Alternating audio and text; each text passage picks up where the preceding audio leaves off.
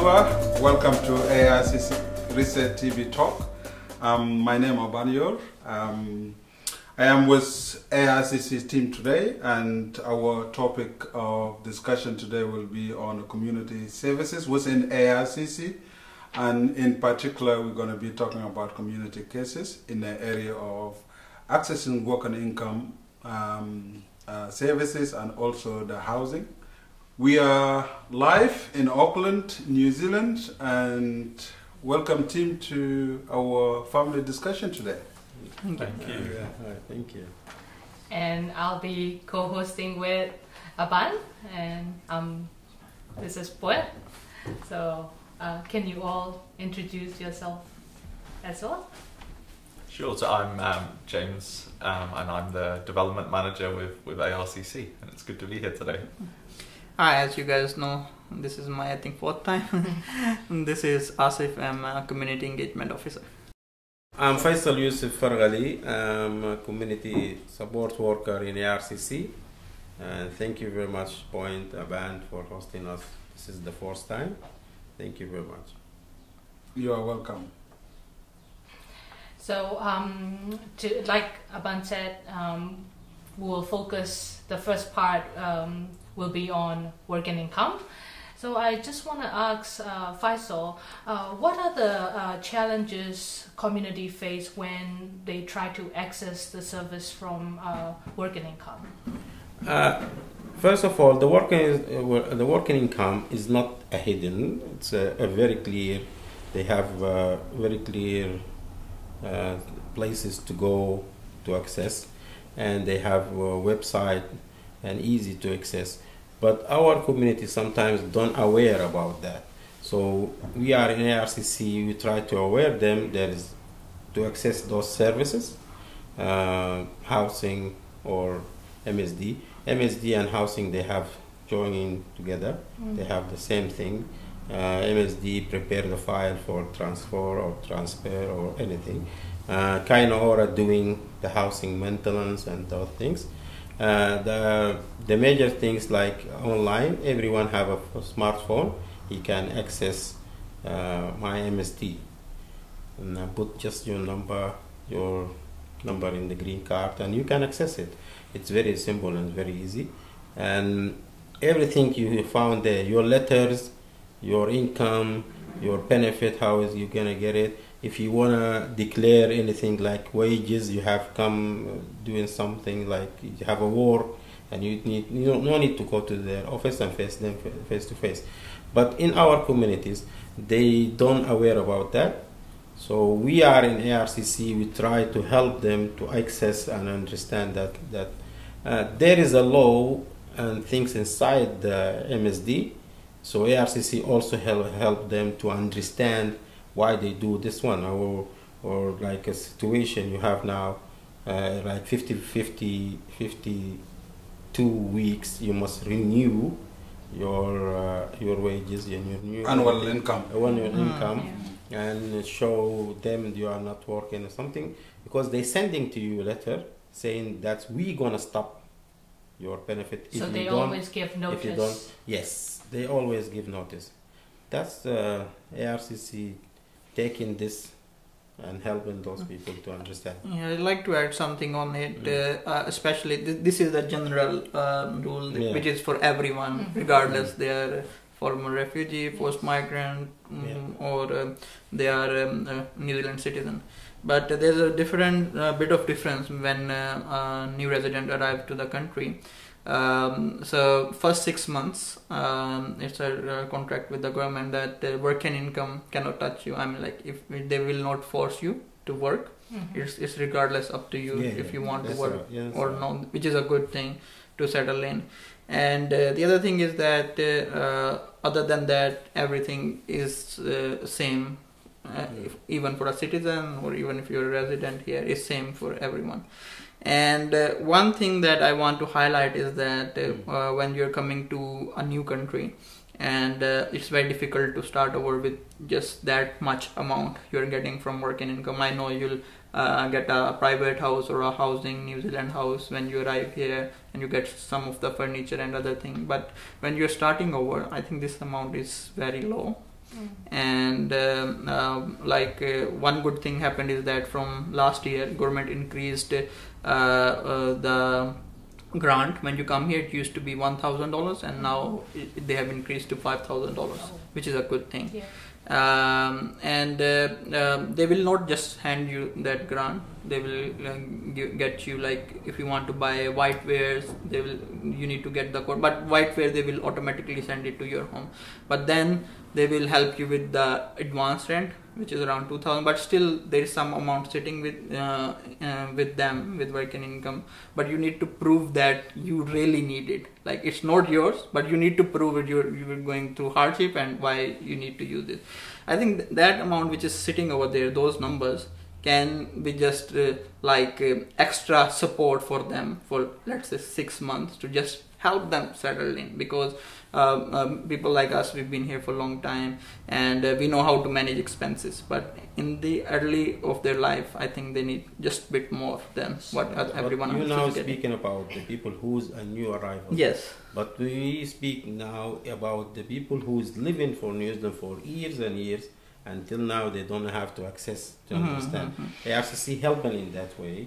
But the mention of the money you're saying, this is from the new arrival for 6 months. All of us, as a former refugees, as migrants or former migrants, former refugees, they tell us about that thing in Mangere Resettlement Center.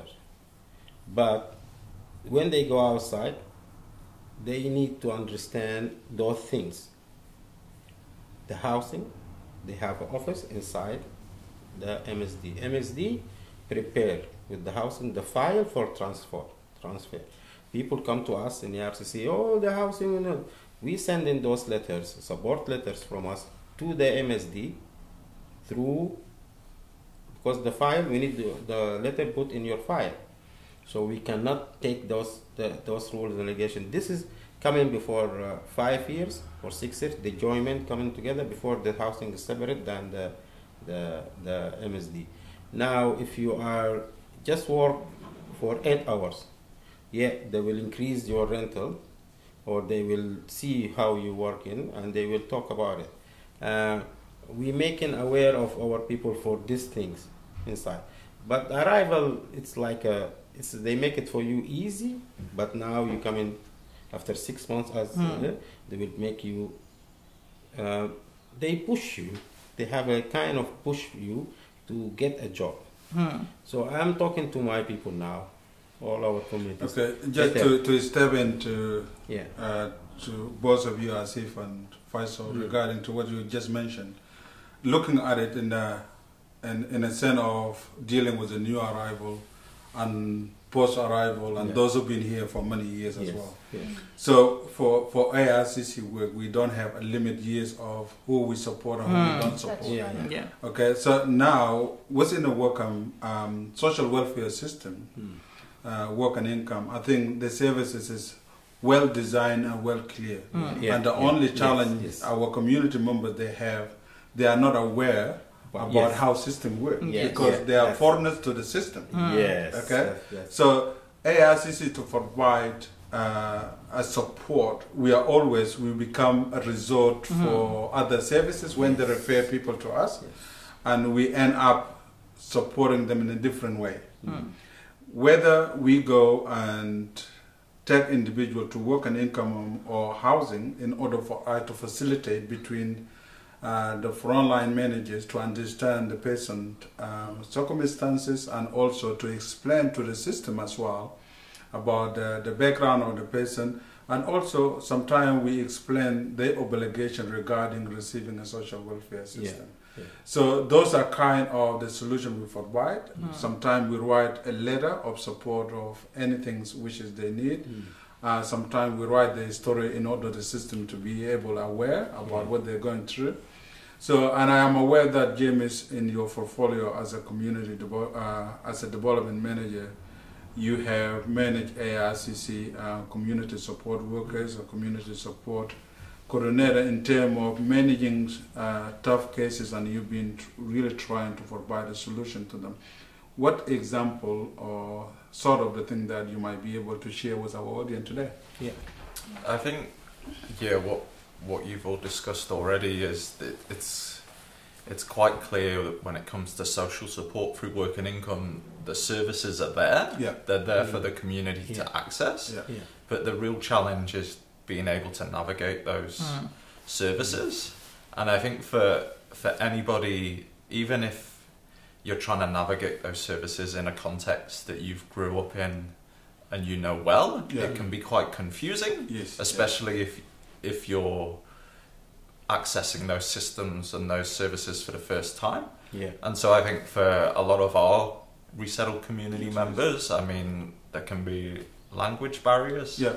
You know, they might either not have confidence in English or you know, and so that's a really big barrier. And then also, if the context that they've grew up in is very different, maybe they don't have similar social services in their country of origin, or they haven't accessed those services before, so it's completely new.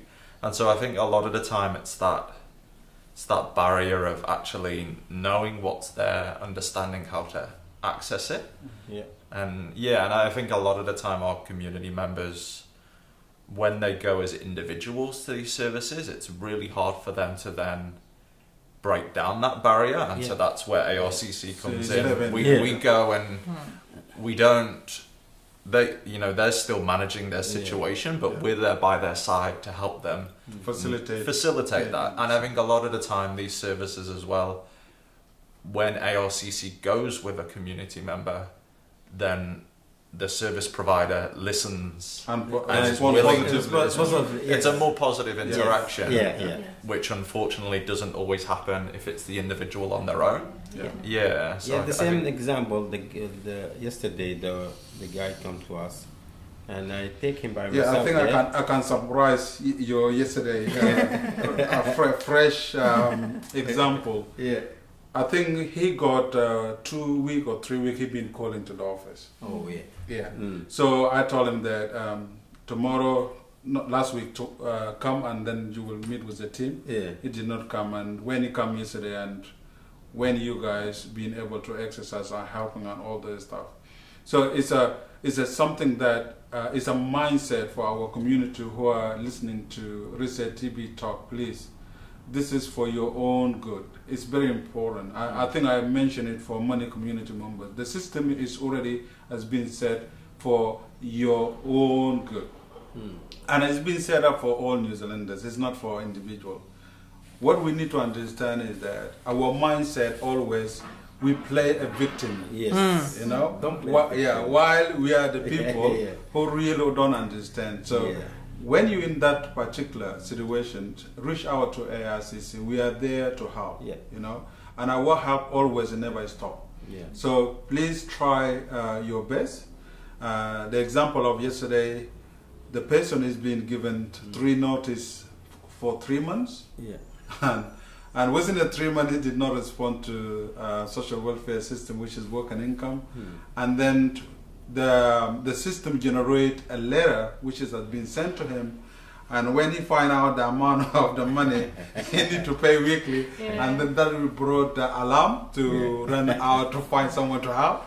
And then we find out actually he have 3 letters that been sent to him and he never checked.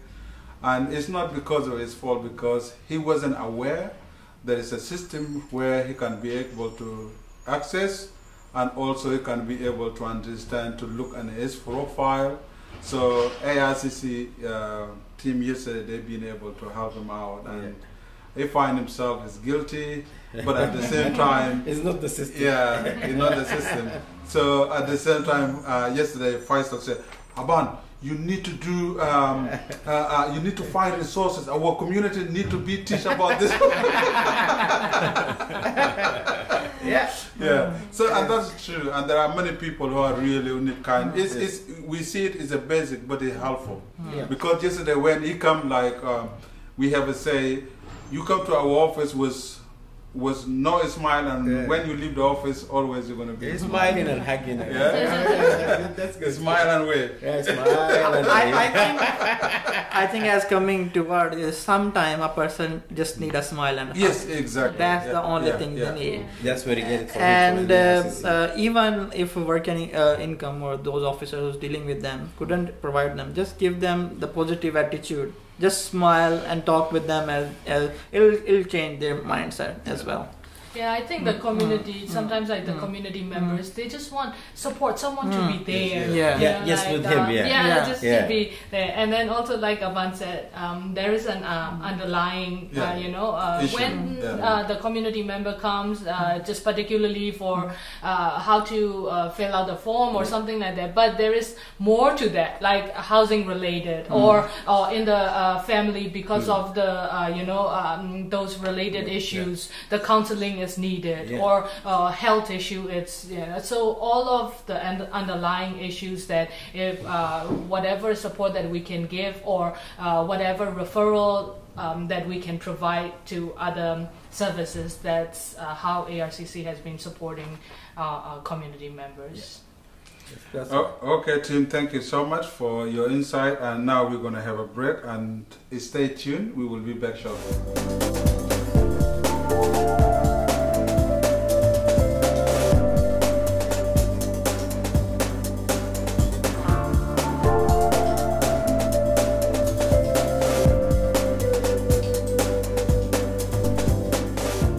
Welcome back to ARCC Reset TV Talk. So before the break, we just discussed about working income services, and then now we'd like to discuss more on housing. What are the challenges the community face when they try to access the social housing? The social housing, it's a big story. For our community and for the government. I think we have more than 30,000 people in the waiting list. It's a long, big waiting list. That's just Auckland. That's just Auckland. That's just Auckland. And this is a national issue. It's not one region. It's a national issue. Auckland, 30,000. So 30,000 only qualified, but we don't know how many still. They're qualified. They are already in the queue. In the queue, yes. Yeah, that's the queue. Yeah, to discuss about the housing when it comes to our communities, I think we need to acknowledge that as a country, we need to acknowledge there is a crisis on it. Yes. So for our community, I think we need to understand, because we are part of it. Yeah. And the most important, we need to aware the communities that, because sometimes when they come to the office, they say, like, we are the people should give them the house right now. Yeah. They think, you can give a house. You should give the house right now, or you write a letter to the minister, you write a letter to the prime minister. They're having a mindset totally different from the reality. Yes. So for us, through our discussion today, I think it's important for us to have better understanding, because as we talk about accessing social welfare system, also the houses, there is a system as well in place. So what needs to happen is that individuals have their own circumstances compared to other people. The challenge we face in our community sometimes is the large families, because from migrant or reserve migrant, they're having a large family as well. When you have transfer or you need to be transitioned, those are a different issue people are facing. But one of the challenge ARCC really will become tight hand on is that for the self-referral members of our community who come from other regions to Auckland. And we don't have any things to immediately to help them. I think that's what is really tight in our hand. And we open our arm as well to be able to cooperate with housing, and especially with work and income, because work and income have a portfolio of the filings of individuals who are looking for the housing. It doesn't matter transfer or looking for a house or emergency, all are tied up there. But for us, this is the high challenge we face. For new arrival to New Zealand, new residents who come and settle in another region, after 1 year they return to Auckland, and when they return to Auckland they don't have any understanding about how the housing works. And what they know, government. You know? No, it's not government. You guys just calm down. We will let you understand. And some of the examples, some people who really become surprised when we tell them that government have a responsibility. You as an individual, you have a responsibility. You are a citizen of this country. Your responsibility like any other New Zealanders. Yes. But government understand that you are from the minority, you are from the vulnerable community. We need to understand that too. So it's about having awareness around the issue we are facing. And I am aware that James has brought to ARCC some of the development that how we will be able to handle the issue in terms what we have so that we can help and what we don't have so that we can help. I think I will give you opportunity, James, to share that. I will put you in a spot, but it's a family discussion. Well, I think, I know at ARCC, Quinn as our community support coordinator and Faisal as our community support worker work very hard supporting our resettled community members, and there's a lot of effort that goes into that. And I think we face a lot of demand, and so I think one of the things we identified as a team was that to be able to meet that demand, we need to look at how we can further develop the service that we provide, I guess, so that we're not just working hard, but I guess that we're working smart at the same time. So we're not like a duck on the water with the legs going crazy. So I guess what we've tried to do is look at we've established a development plan so that we can look at how we can improve that service over time. We're already giving a great service, but how we can give an even better service. And that comes down to lots of little things like how we triage new cases that come in, how we delegate who supports each family that we're supporting, and how when we start to support a new person or a new family, how we help them to understand what it is that is our role as ARCC, what we can provide, what we can give, what it is that is the government's role or another service provider, but like you said, what it is that is their role, because everybody has a role to play, and sometimes I think there's a lot of blurred lines between what those responsibilities are, and then that can cause problems later, or maybe that's why they've come to us in the first place, because it's already created a problem.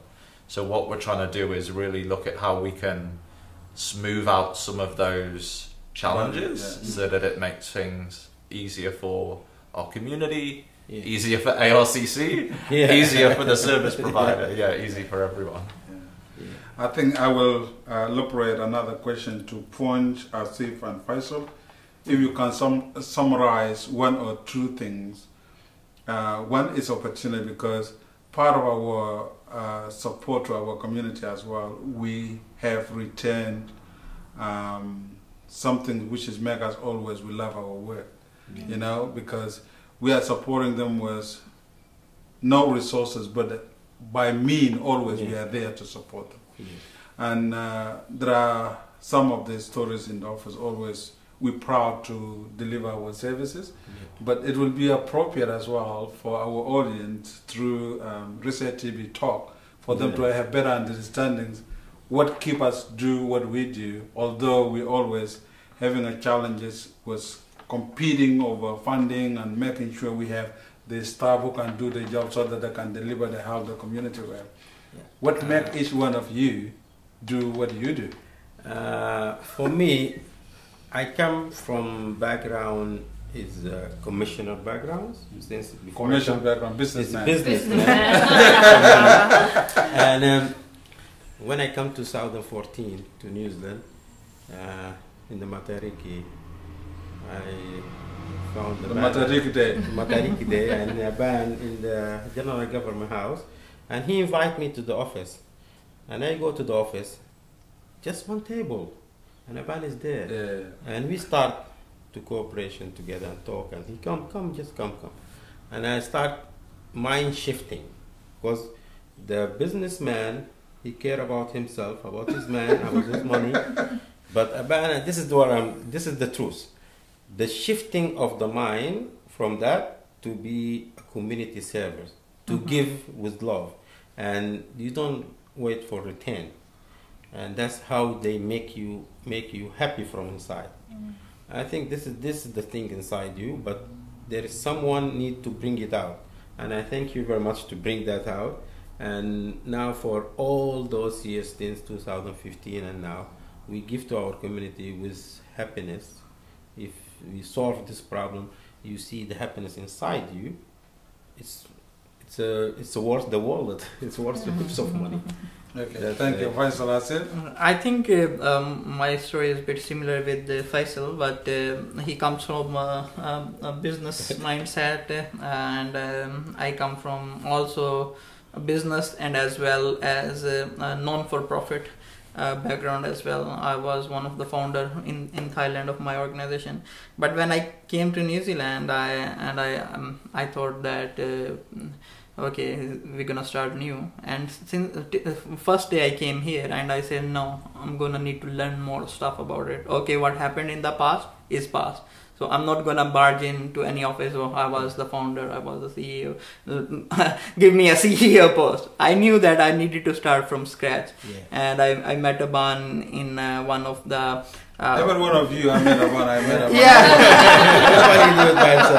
Because we need someone to shift that. Yeah, in 2017, like orientations, and in Red Cross, there's so many organizations will come. But don't mean to be rude, but most of the organization will come and they have written speech and they read it and they go on. But Aban, when came in, he came with emotions.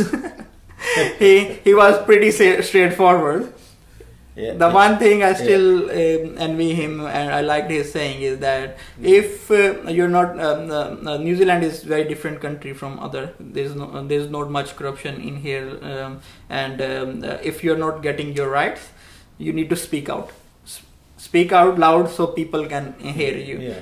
And don't victimize yourself. If you're a victim, speak out, and if you're not speaking out, you're making yourself victim. So just come out of your comfort zone and speak up. And since that day I met him, and I say, oh my God, this is the kind of attitude that we need to come out. Yes, what happened in the past, I've experienced it. Faisal experienced it. I mean, everyone from the resettled, even migrants, they've experienced it. But what happened in the past, just come out of your victim zone. Yeah. And then Aban helped me. And then I asked Aban one question, is that you're helping me. What's your benefit? Why are you helping me? Like, I was at that time 23 years old, and in my 23 years of life, I've never handed out anything for free. So it was as a businessman. A businessman. Yeah, never got anything. That was the first time I'm getting anything free. And Aban said that no, this is not free. And then I learned that okay, this guy is so dedicated towards the community. Why can't we? If we're gonna if gonna want to see the change, first we're gonna need to change ourselves. Then we can change other.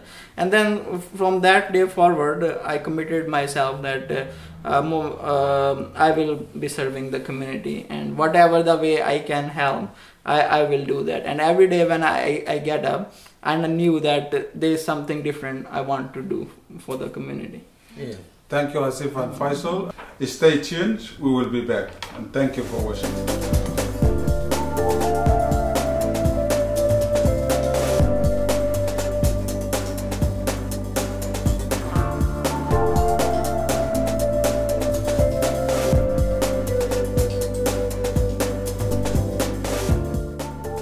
Okay, thank you Asif and Faisal again for your sincere answer for the question. And now I'm going to elaborate the question to Pony and James about what really make them do what you do to ARCC community members who come and access the services in our office. So just share one or two highlight for you working within ARCC supporting community members. Yes. So thank you, Aban. I really enjoy serving the community at ARCC. It's also like part of me is that from young, I really love helping other people. So that's part of it. And also when working at ARCC, not only we are supporting the community members, but to raise awareness, to educate them, and to empower them. That is one thing that I really love about my work at ARCC. When you see them not only solving their problems, but when they get understand something, and when they actually learn something and be able to do it by themselves, that kind of things, the achievements for them, makes me happy and makes me proud in the work that I've done. So one of the example is like we have talking about the housing. So there was one particular housing case that I supported, and then they were at the emergency housing because their private rental was sold. So they applied for the housing, and then they were at the emergency housing, and they've been for like 6 months already. They want to stay in the west because they are from the West Aucklands.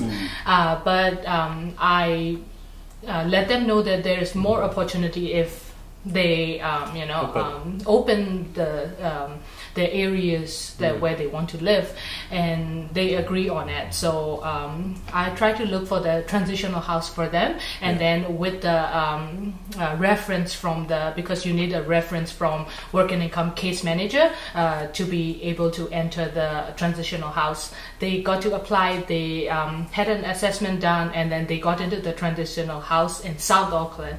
And then while they are in transitional house, it's easier for them to get into the housing because the transitional house providers, they also support and help them so that they will be able to get the housing as well from different housing providers. So after like 3-4 months in the transitional house, they got into a social housing in South Auckland. So that's where they are enjoying living, and then they are still commuting back to West Auckland. It's Auckland, it's a big win for them. Yeah, but still that's the achievement that they have, and then they've learned that okay, there are more they just shift the mindset that there are more opportunities if they just don't stick in one thing, and that kind of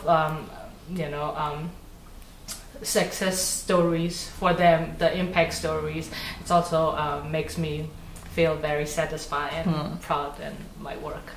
It's good to hear that. I think there's a common factor of, as we say always within the ARCC, our work is just to save the humanity, and that what is drive each one of us. Yeah. And I think the same similar with James as well. When you come to ARCC, that kind of the value that everyone is drive the work we do. But it's good to hear from you, James, from yourself. Yeah, well, the same as each of you. Yeah, I mean, I think we all enjoy doing what we can to support community members. I think for me personally, it's about doing what I can to help people to realise the potential that they have. That's what life is all about, right? Is being happy yourself and seeing those around you happy and well, and you do what you can to support that. Yeah. I remember the 3 first months, you and me in the office, and we helping those ladies. So nice. I see the happiness in his face. I say, oh, this is our man.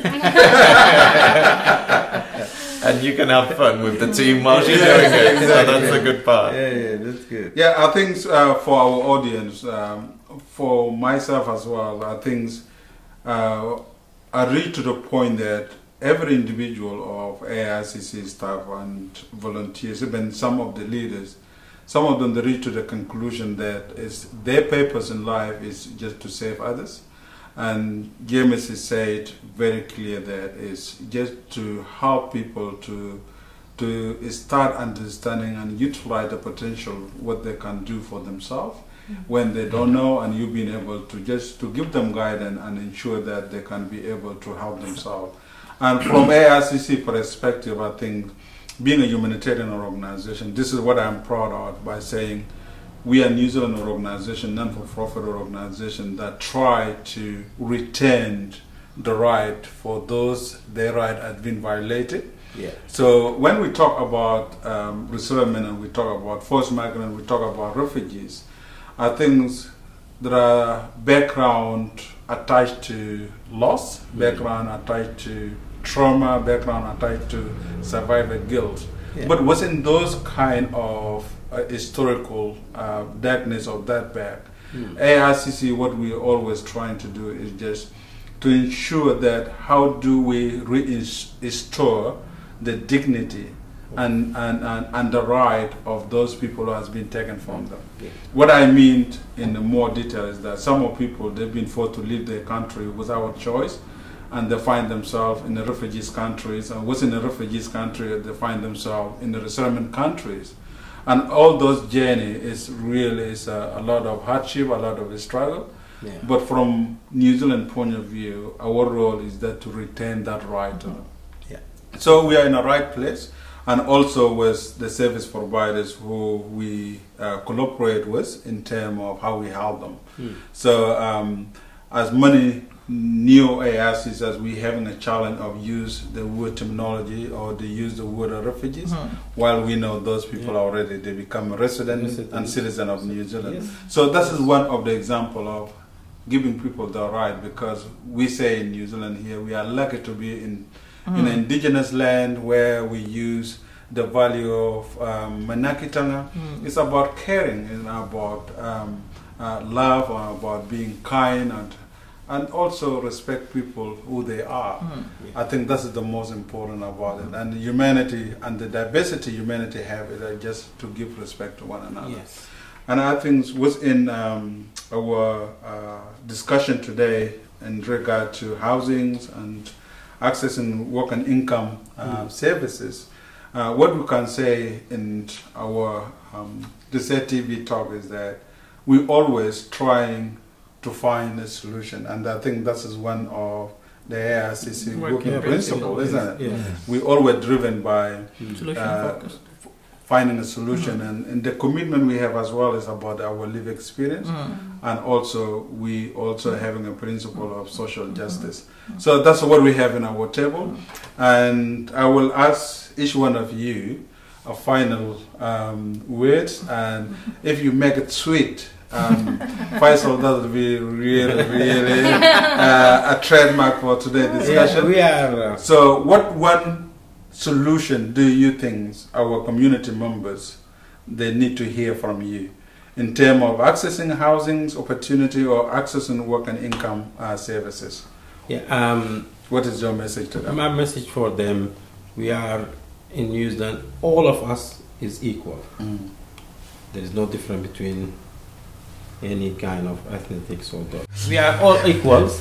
So don't feel you are outside the game, outside the system, outside of the system. Don't victimize yourself. Yeah. Just take it easy. If you need help, come see Faisal. Come see ARCC.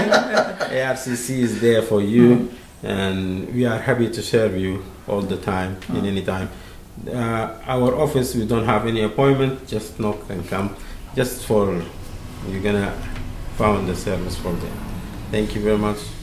I think my message is pretty straightforward, as I'm sitting right here and you're other side of the TV, and don't be a stranger.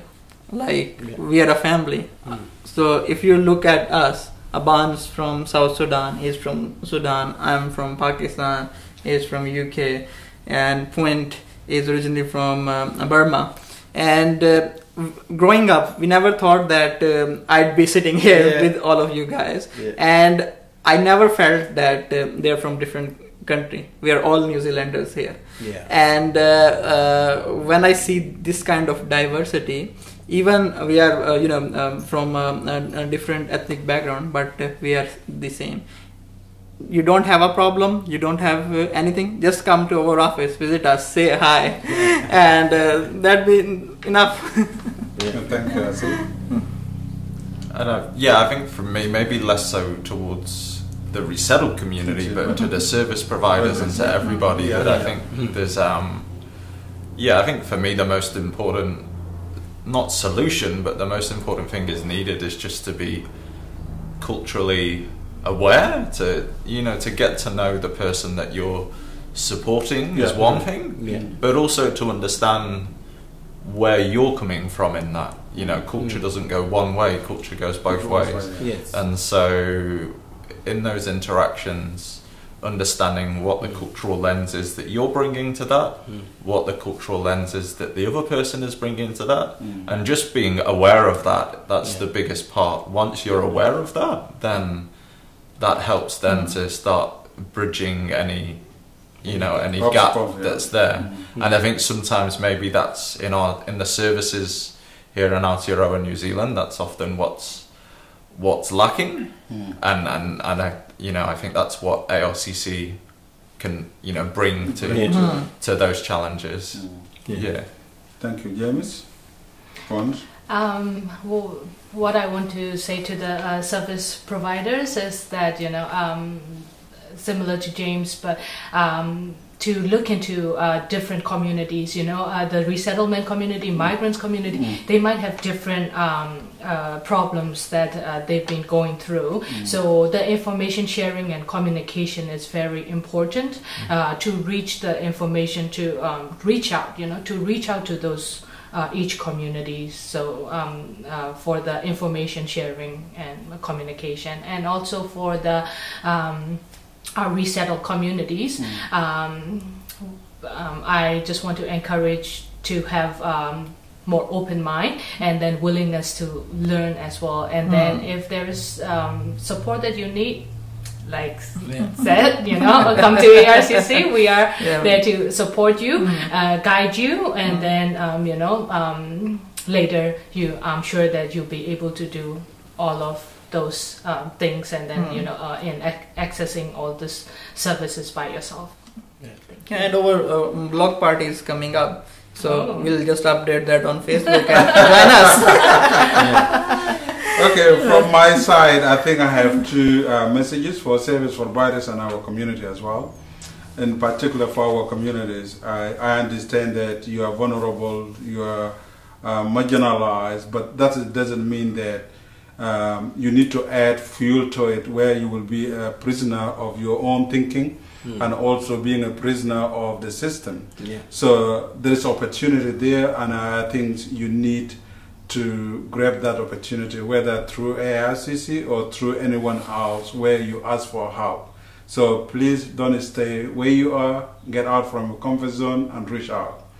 For the service providers, my message to them is that many of them, they don't understand. I think James put it very well.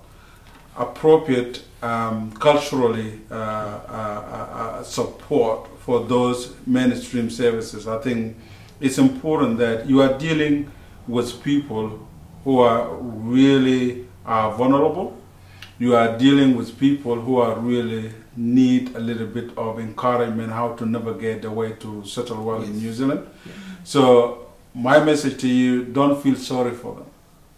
The only thing you can do what is right for them. And that is really is very important. I think within a New Zealand context, and that would make me always proud, is that as a New Zealanders, we have what it takes to correct and claim what is not right. So let us do what each and everyone does. You have your task, I got my task, and if you do it right and I am doing right, I think we solve the world problem. And that is what I can say regarding to our today talk. So we've been elaborating on housings and accessing work and income services. Within those two services, please, if you have any question or you have issue with that, please reach ARCC and we will be able to help you. For the next episode, I think we will be talking about community services again, but in the area of the community cases, in particular in education and health. So be just tuned to follow ARCC Reset TV. And also we have the opportunity of our young people who want to be presenters, who want to be in the media, who want to be in a photographer. We encourage for you to come out and just reach ARCC team. We will be able to start having opportunity for future job opportunity. So I hope today we have done a massive work. Thank you to Faisal, Asif, James and Punch. We really having a great time, isn't it? Yes. Thank you, Aban. Yeah. Thank you very much. Thank you so much. And we look forward to see you next month. Yeah. Thank you. Kia ora.